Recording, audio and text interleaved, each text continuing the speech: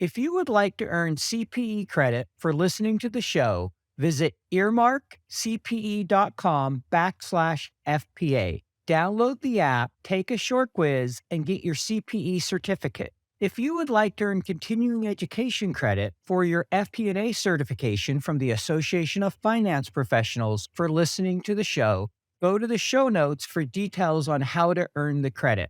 Finally, if you enjoy listening to FP&A Today, please go to your podcast platform of choice, click the subscribe button, and leave a rating and review of the show. And now, on to the show.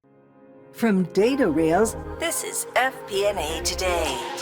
Hello, everyone. Welcome to FP&A Today. I am your host, Paul Barnhurst, aka the FP&A Guy. FP&A Today is brought to you by Datarails, financial planning and analysis platform for Excel users. Every week, we welcome a leader from the world of financial planning and analysis. Today, we are delighted to be joined by Jeff Duresky. Jeff, welcome to the show. Thanks, Paul. I'm extremely happy to be here today. Well, we're really excited to have you, and I like the Amazon shirt. If anyone wants to guess where he works, you got it right. He's supporting Amazon Cloud Financial Management. During his career, he's worked at several different companies in multiple finance roles, obviously including FP&A and Cloud Finance Management. He did his undergrad from Virginia Tech, and then he earned his MBA from the University of North Carolina. He has a strong finance and IT / kind of data analytics background, and so we're really excited to talk to him about cloud finance and several other subjects today. But where we're going to start is just giving you a minute to tell us about your background. If you could take a moment and tell us a little bit about yourself. Yeah. So, as Paul said, I did my undergrad at Virginia Tech in IT, supply chain management, operations management. So I started off in procurement roles that rolled into business analyst, FP&A, moved into more pure finance roles at a few companies, supported regulatory, supported internal audit. And then finally, where I was prior to AWS was at Capital One supporting their data center exit business case. So Capital One's been very public about moving from data centers onto AWS public cloud. And I supported the business case and then moved into cloud finance. And now I'm with AWS on our optics team, and we're a team that supports some of AWS's largest, most strategic customers for cloud efficiency, for optimization of their cost, and the culture of cloud financial management, or FinOps. Great. Thanks for that introduction. So this is a question we like to start off with everybody because anyone who's done FP&A has that horror story around budgeting. So what's maybe the worst or most challenging budget experience you ever had? Sure. So I'll say a term that will probably bring chills to a lot of FP&A professionals, but professional service accrual releases. So I inherited a budget during a reorg and just had to keep the budget flat. I didn't have any context behind what had been loaded prior. We had these large professional services accruals the first month or so, trying to understand variances to that, and just kept on taking the variance, plugging it to the last couple months of the year because I knew I needed to understand what was going on with these accruals. Began digging in, realizing how many of them had contract end dates that were 6 months old, 8 months, a year old or more, or they had been fully invoiced and we still had the accruals. So you have to dig in, start signaling to leadership. We may have some accrual releases on this, but we need to make sure that we are 100% correct. Reaching out to the vendors, have we been fully invoiced? Clean all of that up, and then had to make sure that when we loaded the budget the next time, we timed the release accruals with our outlook so we didn't have material variances because of timing. And so you realize just the importance of having a tracking mechanism on some of these very broad professional services, and then the ownership. Who owned that? Was it the project manager? Was it the PO? Should we have gone on PO date? The accounting teams. So that was certainly a challenging project. I can completely relate. As you were telling that, I was thinking about a role I came into where they just stood up a shared service center and they were operationalizing a company that had been a portfolio company, a holding company. And so they brought in something like 20 different organizations all to one. And there were all kinds of fun stuff with the balance sheet and things not being accrued and professional services. And it was just a nightmare the first few months. And so I know what you're talking about. Okay, do we have stuff accrued right? Do we have enough? Do we have too much? Is there a bad guy? Unfortunately for us, a lot of them were bad guys, not good guys, but it was definitely a learning experience. So what was your takeaway from that? What's probably the biggest thing you learned from that experience?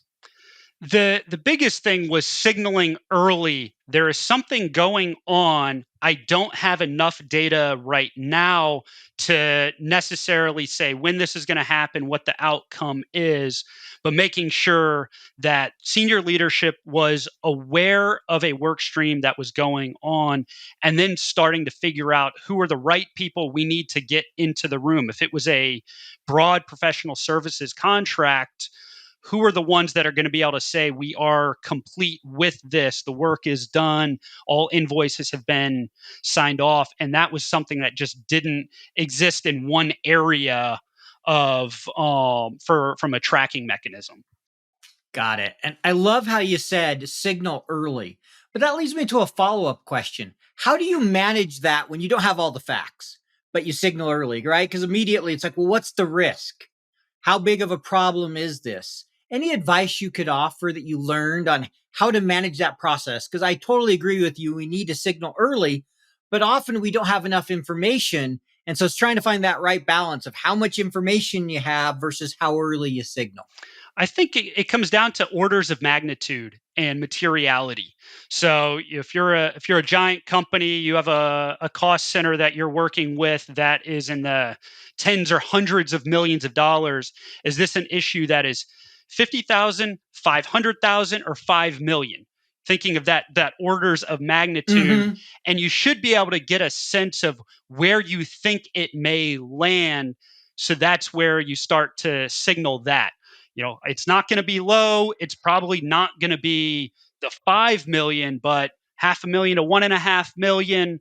That's my quick guess. And as soon as I know more, I'm going to keep you in the loop.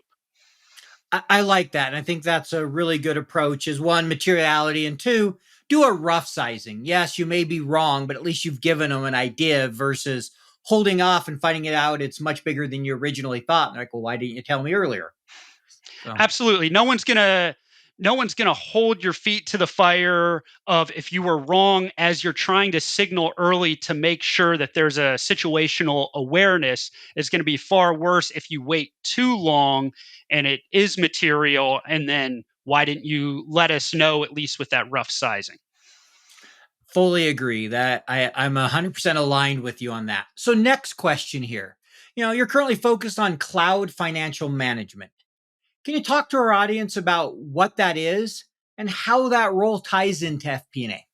Absolutely. So when you think of the cloud, basically what you're doing is trading fixed expenses, either your data centers, your servers, for your variable expenses, and then paying for what you need. So how it comes into your procurement or your finance is you go from centralized procurement, centralized purchasing, to now decentralized purchasing with potentially millisecond billing.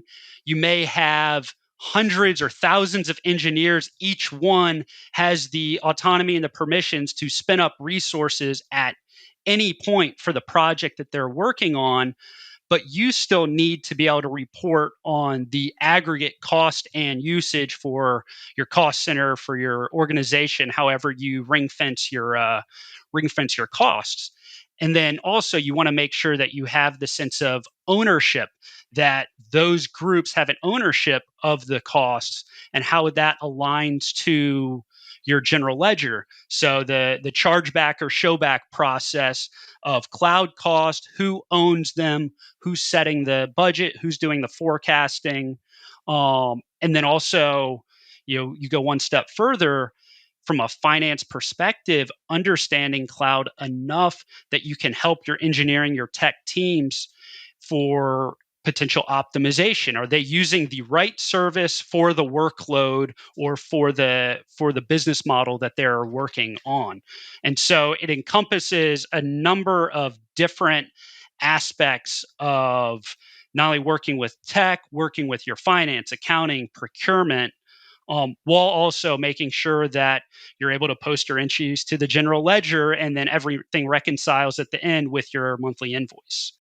Yep. So if I'm hearing it right, it feels like, with cloud finance, obviously you're managing the cloud expenses, which is that trade for fixed CapEx, to OpEx, that whole piece there, and letting someone else manage that and being able to spin it up and pay for what you use. But I'm hearing you say it's also a more technical role than like a traditional FP&A. You got to be able to at least speak to the engineers and be able to look at things and help them make smart decisions in how they're managing their cloud resources. Is that fair to say? That really gets to the culture of cloud finance or the culture of FinOps within your organization. So if you are in the public cloud, if you're using cloud, someone is performing all of those activities. Someone is doing monthly variance report from a finance perspective. Someone on the architecture or the engineering side is choosing the service for the workload that they're working on. The cultural aspect is how much are they talking? And then how well do they understand everybody's role within the broad umbrella of cloud finance? And so from a finance perspective, it may be a side of the desk job for a lot of companies. Others have dedicated cloud finance teams. Sure. However, it happens to be, the better as a finance professional you can understand cloud, the better insights you're going to be able to drive. And also with your monthly variance analysis, with your forecasting and budgeting, understanding what the engineers are doing, at least from a high level perspective, is going to help you be clearer within your forecast and within your assumptions of that forecast. You know what it is like. 13 different spreadsheets emailed out to 23 different budget holders. Multiple iterations, version control, errors, back and forth updates. You never really feel in control of the consolidation and collection process. Yep, I've been there. Stop, breathe. Datarails is the financial planning and analysis platform for Excel users. Datarails takes data from all your company's disparate sources. No organization is too complex, consolidating everything into one place, secured in the cloud. Now all your data finally talking to each other. Everything is automated back into your report in Excel. Cash flow, FX conversion, intercompany transactions, now automated and up to date. Drill down and variance analysis in seconds. Don't replace Excel, embrace Excel. Turn your Excel into a lean, mean FP&A machine. Find out more at www.datarails.com. So I'm curious, what attracted you to cloud financial management, right? That's a pretty specialized area within finance, within FP&A. So what led you to focus on that area? I like a lot of roles that people have. You fall into it. The cloud really didn't exist when I graduated undergrad, and so just cloud finance as a specialty is relatively new.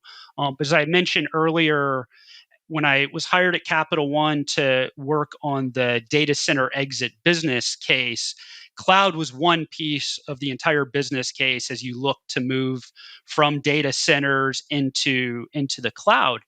And you can read all of the public blog posts about that journey and when they eventually close their remaining data centers.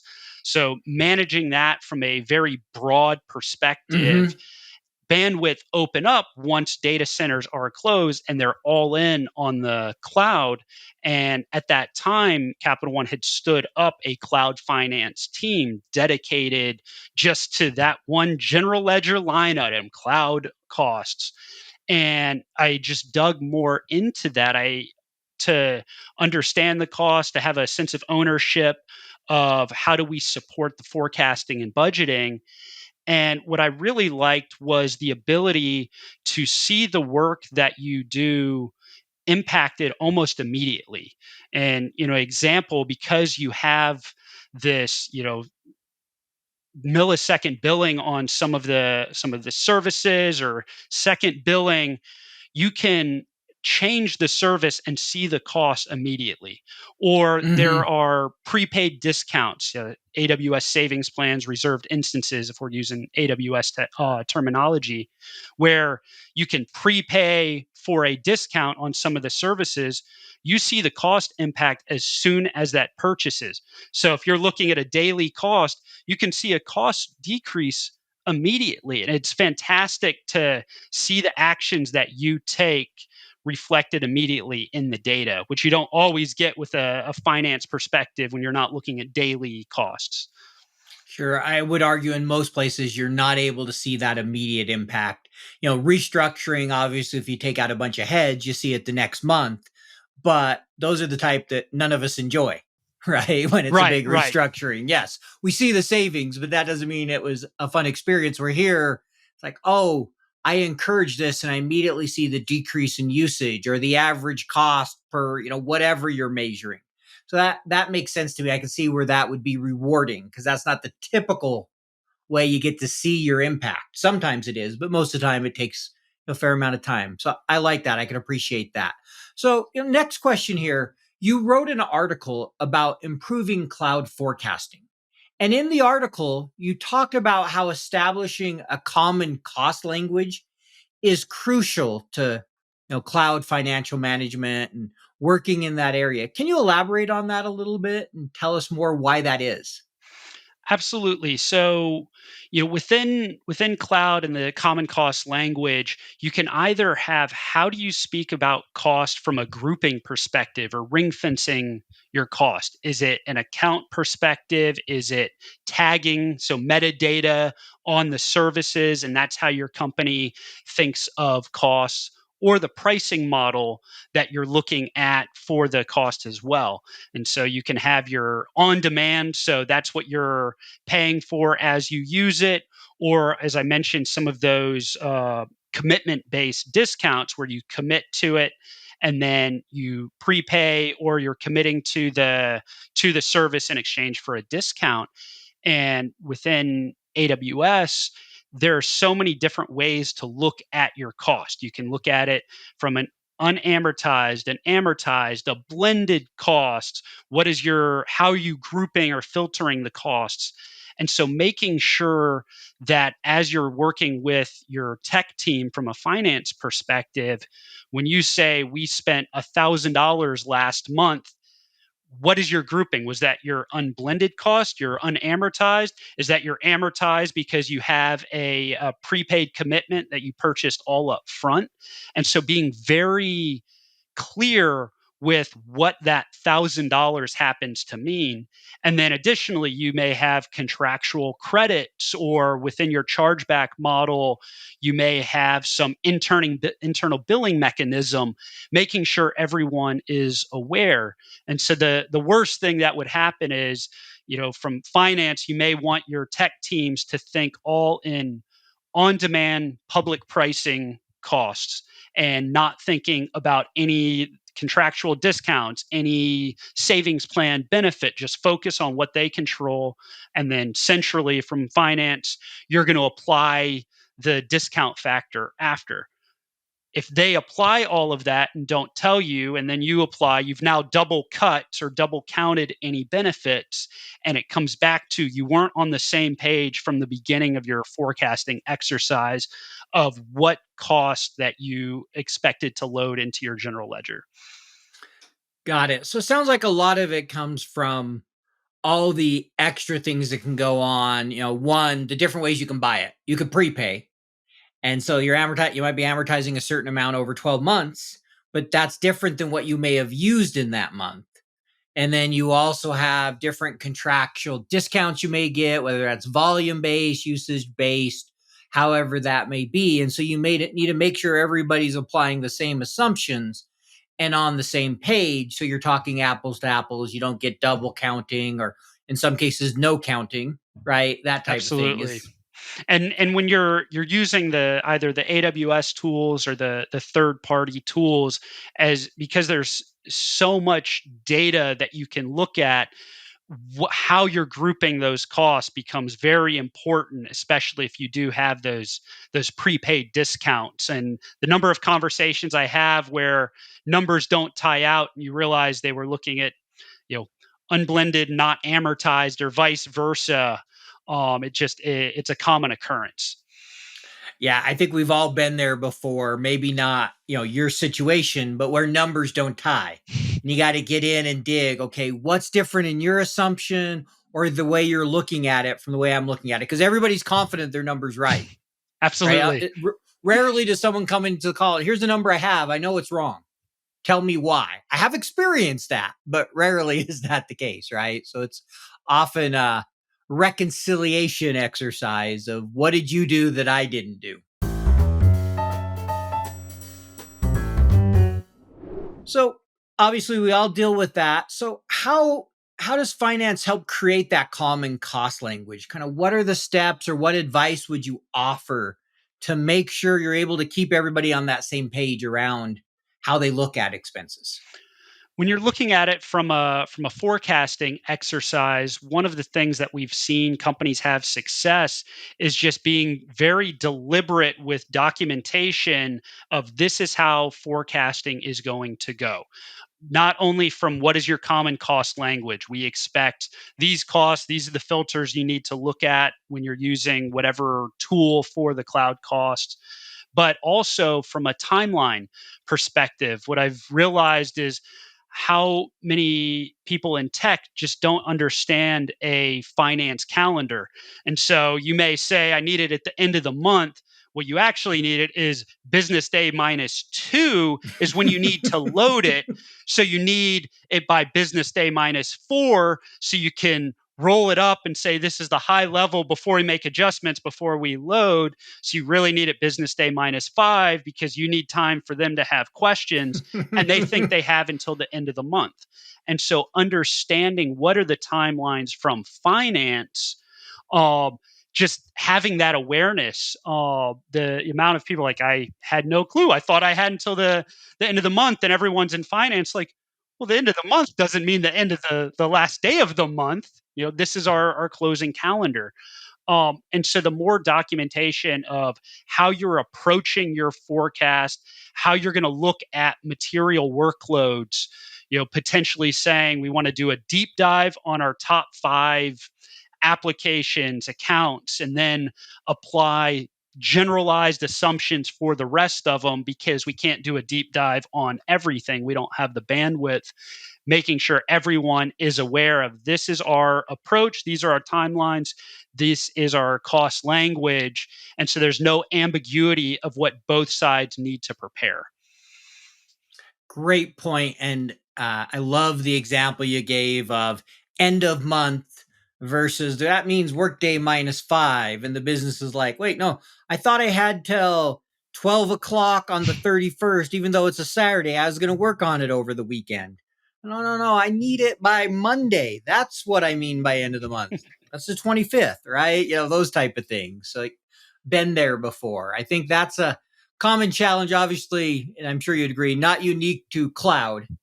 It's Not at all. something we all deal with in finance, but it's a great example of that importance of making sure we have a common language that we're speaking to. I appreciate that. So when it comes to cloud forecasting, I've heard you need a higher level of technical knowledge. We talked a little bit about that previously, but maybe can you talk a little bit more about why that is and, what level of knowledge you think people need or is helpful when you're dealing with the cloud role? I think in any role within finance, the better you understand the function you're supporting, whether it's a business unit, a particular function within a business unit, the better that your forecasting and your variance analysis is going to be. You have context behind the numbers. Numbers in of themselves are meaningless. It's the why behind it. And Hmm. so cloud somewhat amplifies that. There's just far more moving parts. because it is consumption based, you can help your tech teams understand the data that they're looking at. They may be a bit myopic on their particular workload, their particular account, where within finance, a lot of times we can zoom out and then we can provide a much broader view. But then from finance, you want to understand what are the big drivers. An example of that would be storage. And so, storage is a simple concept, but there are multiple general purpose storage or other storage classes within the category of storage, and each one is going to have a different pricing lever. Hmm. And so if you're storing all of your data in a general purpose storage bucket that's hot storage, it has the highest performance, but you may not need that for all of the data. There's certain storage classes that could drive up to 95% savings on there. And so being able to have an analysis that you're storing a petabyte worth of data, it continues to grow, but I don't see any retrieval costs in there. So is this the right storage class? So you can take storage and then from a finance learning perspective, understand what are the pricing and billing mechanisms of storage. A simple Google of storage classes or ways to optimize storage, and you can bring those trends to the business where they may only be focused on the app performance and not the cost aspect. And when you said that around storage, it made me think of the old days of, all right, are we going to back this up right on a hard drive? Or are we putting it to a tape each night? Because that's a lot less expensive. It's we don't need it very often. Very similar in the cloud, I'm sure. 100%. Same idea. Yes. Now that totally makes sense to me. It's about how often are you retrieving it? What level of compression do you need? All kinds of different things that go into that. And so the So trends that finance can help understand, or even looking at areas where maybe one business unit is doing a great job with their storage, taking that data and showing it to another business unit. What learnings can we share? And that goes to that cultural aspect of cloud financial management, sharing best practices within your organization to become more efficient in the cloud. yeah, and it feels to me, as I listened to all this, we talked at the beginning, the technical knowledge is really understanding the business, right? You're not being an engineer. You don't have that deep knowledge that the engineer is going to have, but you need to be able to talk to them. You need to have those educated conversations, which should be the case for any FP&A role when you support the business. You really should pride yourself on learning the business. I always like to say, what's one of the number one things someone can do to be better in FP&A and finance? It's learn the business. You'll get more benefit than learning one more Excel formula that you may or may not use in your career. 100%. Although now we have the whole Python library, so we can learn a lot of stuff in Excel, but that's another story. So I don't know if you saw that yesterday, but I they did. just announced they add Python to Excel. So And I need to get some of my teammates on that. Some of the projects they've done is nothing short of magic. Just how technically adept they are, and so I'm curious to get their thoughts on it. yeah, I'm curious to hear some of these more technical people as well. I don't know Python. I've never learned it. I've seen some basics. I know Excel well, but I've heard of all these use cases, and it's just fascinating to see how quickly things are changing right now.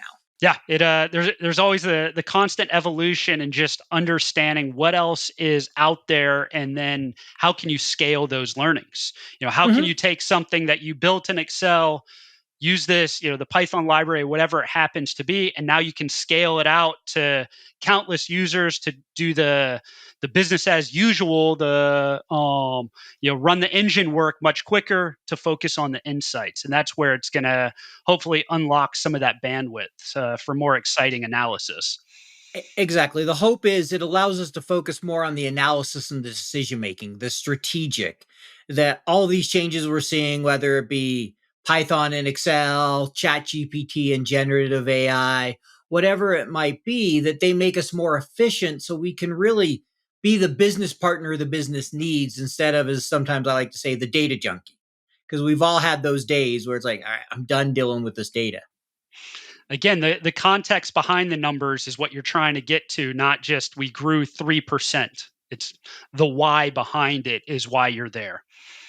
100%. It's that why, and then what do you do about the why, right? That next level of, okay, well, I understand what happened. So what? Why does that matter? Now what? What do I do? And so I like that, and I totally agree with you. So next question here with cloud forecasting. Why is it critical that finance works so closely with engineering? Why isn't it something we can't just talk to product, get some general ideas, run some numbers, and move on? It's the dynamic nature of cloud, and as we mentioned, all of those pricing levers that you have, choosing the right service. And a good example is, if you think of forecasting, and we say we're just going to take the trailing 12-month average, grow it at 3%, and we're done. And we've seen customers where they were somewhat inefficient in the cloud. We've worked with them. They've done some of those prepaid commitment based, seen a decrease in cost. They've chosen better storage classes for their storage. They've seen storage classes fall off a cliff. And so their cost profile, maybe the first 6 months is really high, and then it's dropped significantly. If you just take that blended average, this was this much, and grow, you are going to be materially off. And so understanding how my infrastructure is running now, is that what it's going to be in the future? And so you need to have the trends of it, understanding what the trends, but because you can put something in place and change your trajectory almost immediately, that needs to come into play. And then also just with testing and product launches, having those incorporated into the forecast, just like you would with any other product, any other line item that you're Hmm. forecasting. But it may be, we're going to test for 3 months, we need to have a bubble, and then we're going to turn it off, so we can't continue to forecast very high you know test or non-production environments. And so the conversation of what we have now, is that truly what we expect versus 3% growth and call it a day, I think becomes more important. And I would imagine, you being for Amazon, you got thousands or millions or whatever the number is of different companies. I'm guessing it's probably in the millions of using cloud, right? All the applications and everything. So I would imagine it gets pretty complex from your end to try to forecast what all your cloud costs are going to be. I'm curious, is it one of more complex models you've had to work with in doing cloud? Like how challenging does that get to do the modeling? And so for me, I'm actually customer facing role, so I'm helping some of AWS's largest customers with their forecasting Got models it. versus doing anything internal to AWS. So I'm trying to help the customers understand, how are you forecasting? What are the touch points between tech and finance? Does finance feel like they have a seat at the table, and does tech feel a sense of ownership? You see that with different companies where tech will say, I don't know, finance put in a number, they never talked to me. Finance says, tech didn't give me a number. I had to look at our last 12 months, and it grew, 2% month over month. That's what I used. I didn't have any better information. And so helping companies understand the benefits of those those touch points, is going to then help their forecasting process and be much closer to the actuals, is the hope. Yeah, so you're seeing all kinds of different models and different issues, and every customer probably has slightly different contractual terms. And so you're really trying to help them better forecast. Absolutely. Is it? Yeah, that has to be a challenge.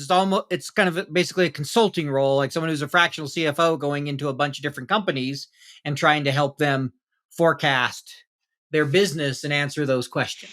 Right. And with my team, we have a broad perspective of very tech heavy, very finance heavy. And when we're meeting with a lot of the customers, what we're trying to set up for success is have both representatives in the room. And so us being able to tee up a conversation and see the customer then talk about it, see the finance and the tech realize, oh, we have the same problem, or this is how we're going to approach it. And so we're able to be a lever to help drive operational change within those companies. And so that's been something really rewarding coming into this role, because we can see what other companies have done, what have been success, and use those experiences to then help another customer drive change and drive efficiency. Sure, and I expect you see that in a couple areas. One, helping them get more accurate in their forecast, but I think even more rewarding is sometimes helping them think about things of how they can save cost, how they Absolutely. can be more efficient. Seeing that one that has a 30% reduction in cost, and they're so grateful for the insights you help bring them. Yeah, those are the great ones when we can look at a particular service and say you're using older instances. If you go to a newer instance, it is a 10% savings. Look at our pricing on the AWS website. Just by moving to a newer instance, you can drive 10% savings, scaling that out, helping them understand what the effort is going to be, and then when it's implemented, seeing the cost drop is fantastic. Got it. Thanks. So I'm curious, one question that led me to a question. Just sometimes you feel like you're stuck playing mediator? Are there some where engineering's like, well, finance didn't tell me this, and you kind of have them airing their laundry as you're trying to help them? Do you run into that sometimes? We have seen challenges that have arisen when you have everyone in the room, and a lot of times it's not a unique challenge. Sure. For example, I'm working on a blog post right now about reasons why your general ledger may not align one to one with your cost and usage report, and it's going to go Mhm. into how your corporate calendar is, how your amortization policy at your company versus how AWS does it in the data. And so, we've seen where tech is saying the numbers didn't align to it, and being able to say, and that's okay. These are reasons why they're not going to be material. So you can focus on the true drivers of the cost versus any differences that don't reconcile in that month. And so that's where our experience comes in. Yeah, because I'm sure there's lots of times the general ledger and the report are not the exact same. It's accruals, whatever other reasons, the prepaid portion, different things that engineering isn't going to understand. And so it's like, well, finance, why didn't you book the number that matches the report? It's like, well, because there's all these adjustments, and trying to help them understand that. Yeah, I could 100% see that for sure. So, next question here. What are some of the key metrics you look at in this area of cloud finance? What are some of those key metrics to help you understand what's happening that you really like to focus on? Unit costs are, we use that for so many different areas within finance, and cloud is no exception. There, when you can look at what is your cost per gigabyte, what is your cost per instance hour, or whatever metric that you're looking at. And that's where you're then able to see what are your trends, see the impact if you've purchased a savings plan, if you change the different service class that you're using. And that's where you can see the operational efficiency of the cloud. And so what you want to show is maybe costs have grown, and in a vacuum you're trying to understand why did they cost. Your unit metrics have actually decreased, and you're saying we are using more in support of X feature, but we're doing it at a cheaper basis because of these changes that we've made to our ecosystem. And example, customer, we've talked about storage. It's an easy one to have, where worked with one that we were able to show when they implemented one of the other storage tiers, their volumes grew by 10 or 15%. Their unit cost dropped by 50%. And so it was this huge story of one business unit. Your volumes are growing. Look at that unit cost. How can you scale it to the other ones? And you're becoming much more efficient with the choices that you're making. And then the next step, probably the holy grail of costs, are going to be those business metrics. So if you have the data to be able to say this is our cost per click, cost per customer, cost per campaign, and that's where you're needing to bring in not only your cloud costs but your business knowledge. How good is the data that you have to support those ones? And it's very much a challenge. We see some companies that do it really well. We see others that they're huge companies and they just haven't been able to make that connection yet for the business metrics, but they know that's where they want to be to really tell the holistic story of the cloud.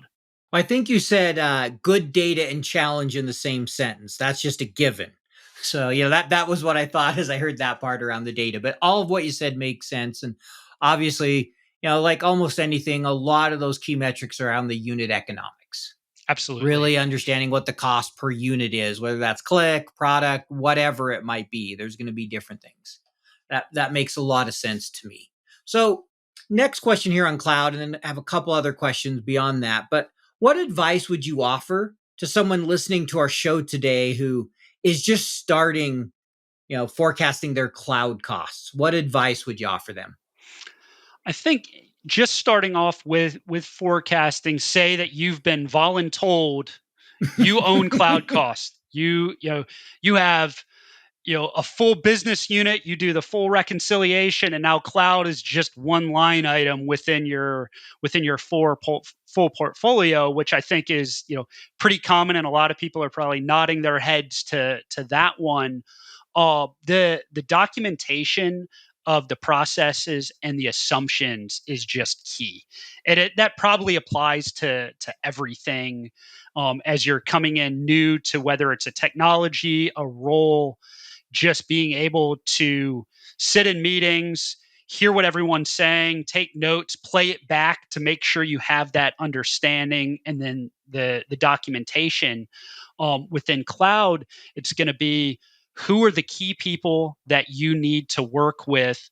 Is it the application owner? Is it the product manager? Is the account owner, depending on how you're ring fencing your cost? And what is the materiality? And then how dynamic are those costs? So sitting with them and just understanding for your top applications or accounts, what do they expect for the next 6 months, 12 months? Is there anything that is not captured in the current run rate that is going to be material to the forecast as you look ahead for the next 6 to 12 months? And another thing that I've found is a lot of times it's hard to get people to commit to a percentage. If you ask them, what do you think your growth is going to be? Hem and haw, kind of wishy washy on a number.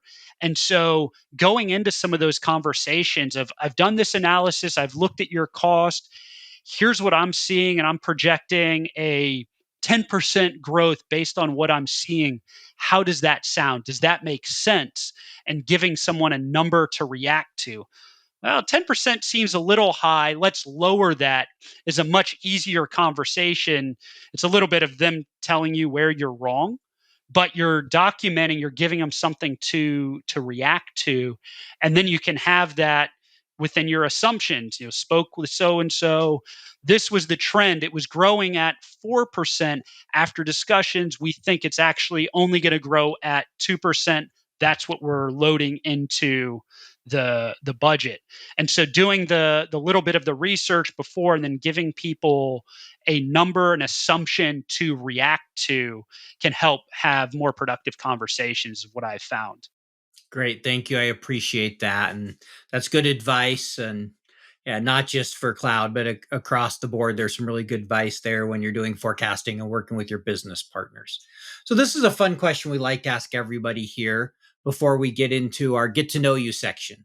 So, can you tell me about a time in your career when you experienced what we call a strategic moment, i.e., a strategic insight that later empowered you to drive change or to help improve the organization? Yeah. So I've mentioned within cloud, you have your payer account, and then you can have what we'll call linked accounts. So linked accounts that roll up to your payer account for for your billing, your invoicing, and you can have hundreds or thousands of linked accounts. And so within my cloud finance life over the last couple years, I was working on a project where I was noticing a cost increase at the account level. And so as you dig in more, I see hundreds of new accounts coming on every month, and each one has very minor costs, but every month there was 200 more accounts than there were the next month. And so at that point, you need to realize something's going on. There's a reason why these accounts are being created. And so wanted to understand what is the project. Hmm. Start working with some of the engineers, some of the product owners, and playing back the cost. I noticed we're increasing a lot of the accounts. Yeah, it's for a project that we're going to migrate some of our workloads over the next 6 months or more, so we're staging them right now. Makes perfect sense. That seems like a good plan. Well, when I look at the costs within that account, I see you're running service A, B, or C, and the total cost is $5, $6 a day on that. Yeah, it's immaterial, $5 a day. So now I've taken this information, $5 a day, less than a cup of coffee, but we've got 365 days. We've added hundreds of new accounts. You're telling me we're going to continue to add new accounts and we're not doing anything with them for at least 6 months. And so you take these little bits of information which in isolation seem like they're immaterial, you boil them up and the numbers are just eye popping on what you could potentially say are wasted costs based on everything that you've just learned, leading up to that. And so, it became realizing in aggregate, these are going to be a large cost. What are we doing with the accounts now? Are there ways that we could optimize what are going on with those services? And so we were able to look into the services, realizing it was a monitoring expense for something we didn't need. We were able to turn off the service, costs drop off a cliff. It can be turned off when the accounts are needed. And so you just realize that no one had the full picture of it, or they may have kind of had in the back of Hmm. their mind, here's what the project, but it was a zoom in to get the information and then zoom out for what the impact of that information was to see the broader scope of this overarching project. And what it made everyone realize was there needed to be a more formal program.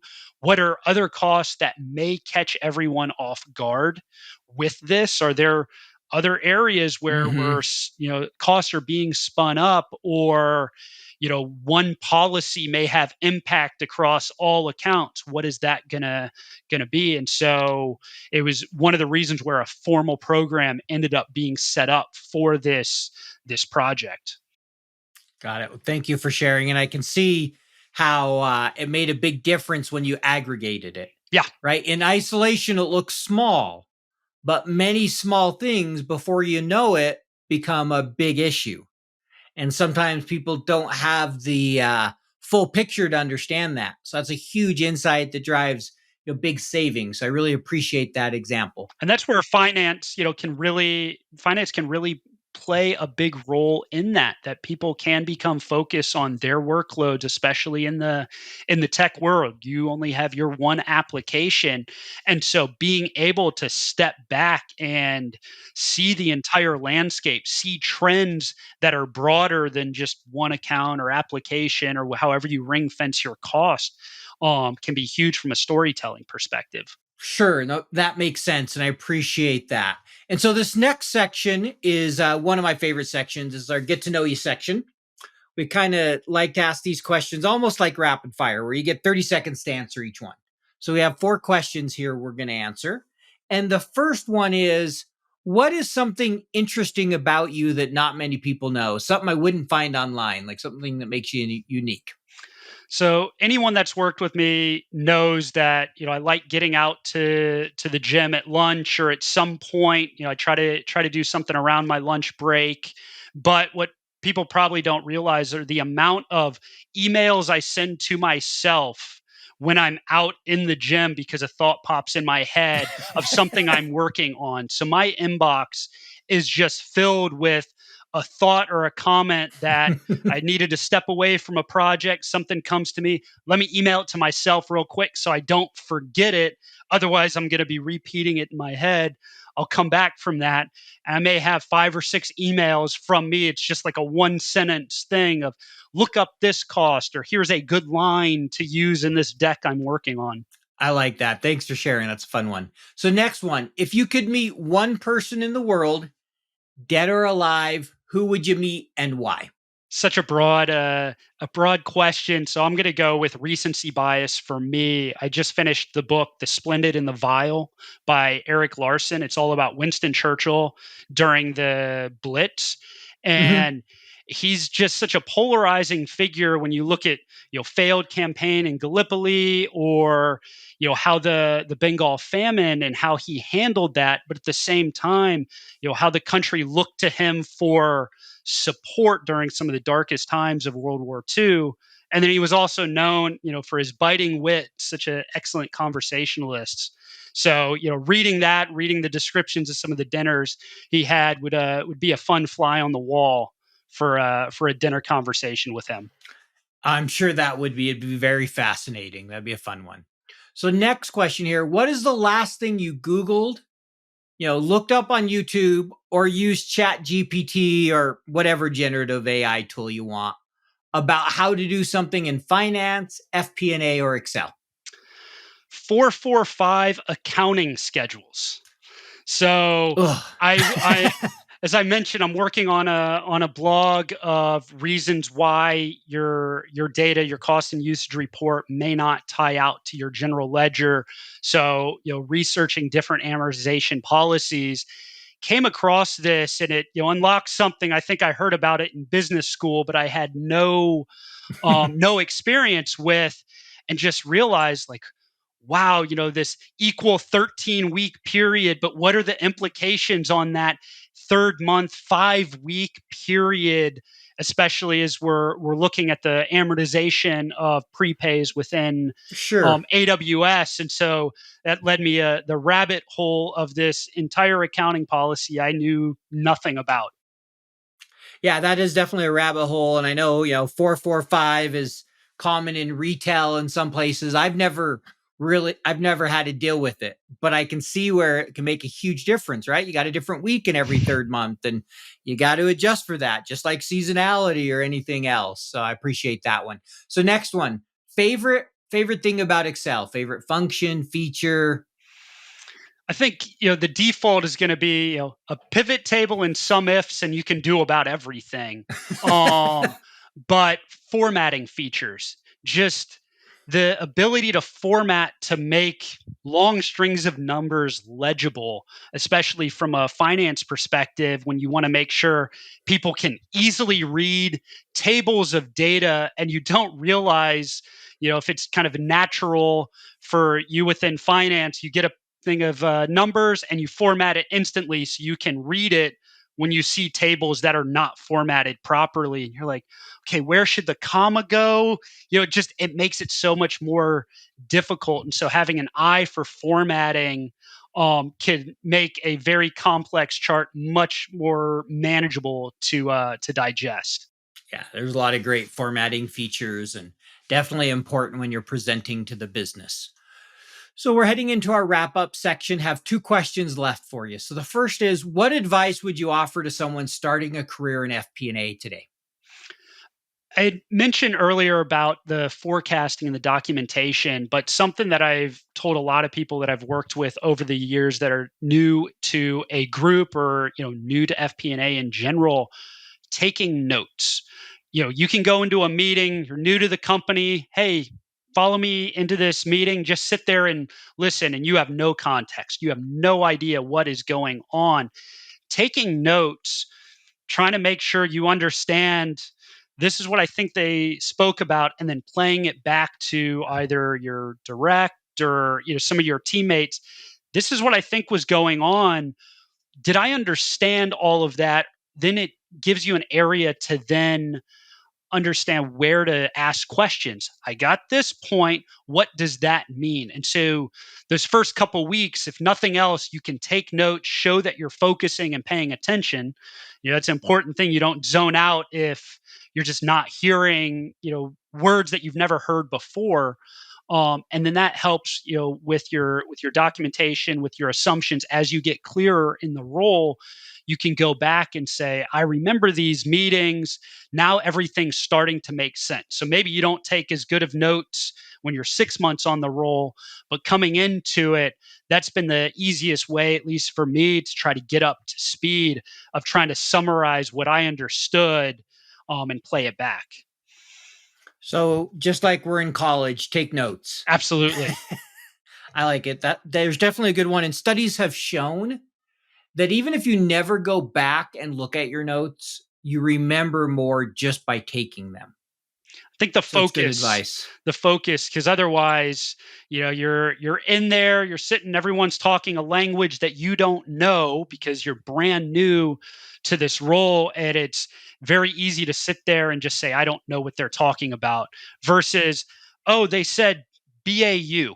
What is that acronym? Let me look that up later, or whatever, all of the acronyms that they're going to use at a new company, kind of having that running list. I used to always have my notebook of acronyms and people to make sure I could reference that until it became second nature. Yep, agree. Last question. If someone wants to get a hold of you, what would be the best way for them to do that? Find me on LinkedIn. I love learning about how, other companies that are, in the cloud, whether they're just beginning or, mature on the cloud, how are they approaching cloud finance? Because we've not seen, one standardization. And because it is so new, I think there's a lot of learnings people can offer and share that become best practices for everyone else. Great, thanks. We'll make sure to put your name in the show notes. And I know there's a few articles you've sent. We'll share those as well.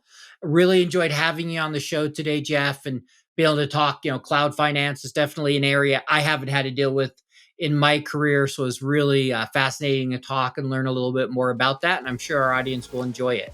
So thanks for being on the show with us today. Thanks for having me. It was great.